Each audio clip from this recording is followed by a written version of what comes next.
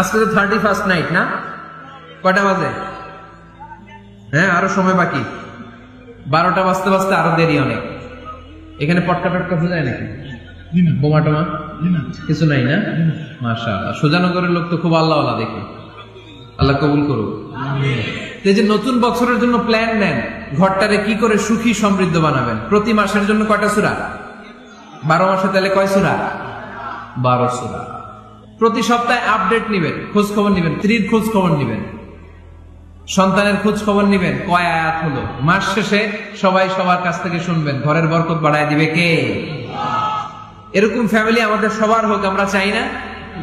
হ্যাঁ, স্ত্রী তার স্বামীকে কোরআন তেলাওয়াত করে শোনায়, স্বামী তার স্ত্রীকে কোরআন তেলাওয়াত করে শোনায়, বাবা তার সন্তানকে কোরআন তেলাওয়াত করে শোনায়, সন্তান তার বাবাকে কোরআন তেলাওয়াত করে শোনায়। আপনার ছেলে মেয়েরা যখন কোরআন পড়ে আওয়াজ করে পড়তে বলেন, যাতে ভুল হলে শুধরে দিতে পারেন।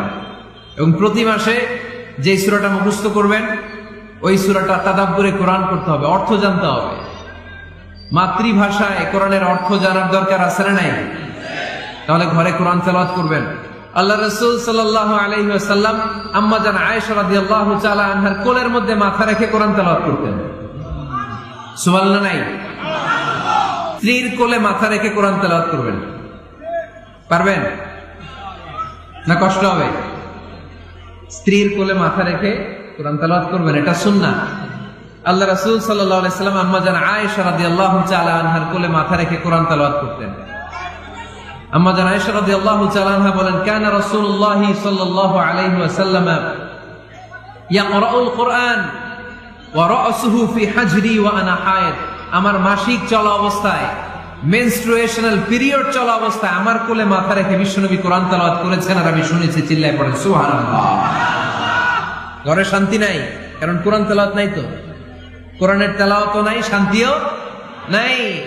আল্লাহর হাবিব সাল্লাল্লাহু আলাইহি ওয়াসাল্লাম বলেছেন, সহিহ মুসলিমের হাদিস, লা তাজআলু বুয়ুতাকুম মাকাবিরা, তোমরা তোমাদের ঘরটারে গোরস্থান বানিয়ে রেখো না।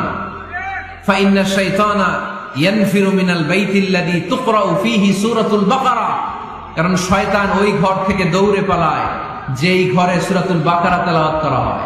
সুবহানাল্লাহ পড়েন। এজন্য ঘর উদ্বোধনের সময় কোন সূরা পড়তে হয়? সূরা বাকারা। চিল্লায় পড়েন কোন সূরা?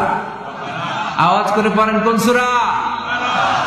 নতুন ঘর করছেন, নতুন দোকান করছেন, নতুন ফ্ল্যাট কিনেছেন, কোন সূরা পড়বেন? সূরাতুল বাকারা। শয়তান ওই ঘরে থাকে না। সহিহ মুসলিমের আরেকটা হাদিসে আল্লাহ রাসূল সাল্লাল্লাহু আলাইহি ওয়াসাল্লাম বলেছেন, ইকরাউ সূরাতাল বাকারা, তোমরা সূরা বাকারা তেলাওয়াত করো। ফা ইন্না আখযাহা বারাকা, যে সূরা বাকারা পড়ে আল্লাহ তাআলা এই ঘরটায় বরকত দেয়। ওয়া তারকাহা হাসারা, আর যে সূরা বাকারা পড়ে না সে খালি আফসোস করে। ওয়ালা ইস্তাতিউহাল বাতালা, কোন জিন, কোন পেতনি, কোন ব্ল্যাক ম্যাজিক, কোন জাদু টোনা বান ওই ঘরের কোন সদস্যকে কোনো ক্ষতি করতে পারে না। আবার সূরা বাকারায় একটা আয়াত আছে, কোরআনের সর্বশ্রেষ্ঠ আয়াত। বলেন তো আয়াতটার নাম কি? আওয়াজ করে বলেন কোন আয়াত? আল্লাহর হাবিব সাল্লাল্লাহু আলাইহি ওয়াসাল্লাম বললেন, মান কারা আয়াতাল কুরসি দুবুরা কুল্লি সালাতিন মাকতুবা, প্রত্যেক ফরজ সালাতের পরে যে ব্যক্তি আয়াতুল কুরসি পড়বে তার জান্নাতে যাওয়ার ব্যাপারে আর কোনো বাধা থাকবে না।